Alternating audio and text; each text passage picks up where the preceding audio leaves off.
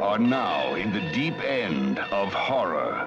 And I will see the life run out of you. Hello, my children of the popcorn. And this entry is for Cody over at H&S Collectibles 300 subscriber contest. He's amusingly tied the contest into the movie 300, which he just recently picked up on Blu-ray. And he wants to know, this is a little out of order, he wants to know what your favorite battle scene is in a horror or science fiction movie. And mine is obvious. It's the scene in Aliens, after the squad of Colonial Marines goes in to check on the colonists and finds that all of the colonists have been impregnated, as it were, and everything goes to hell. That scene, from the moment when the survivor begs to be killed all the way straight through until they get until the few that are left get back on the APC, is one of the most astounding action sequences in film history. I just love it. Never trust eggs.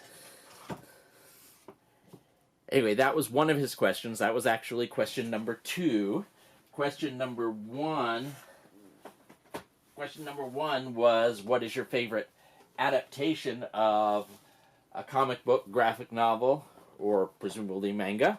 And that's Blade, the Blade series, but in particular Guillermo del Toro's Blade 2.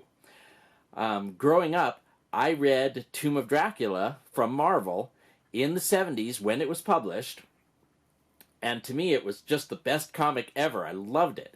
And that's where Blade is introduced. And I love the ideas that they took forward in Blade 2 and thought about, well, what scares a vampire? And they came up with creatures that scare vampires. And I just love that, and I love the visuals because it's Guillermo del Toro. And then his third question was, who would you like to see?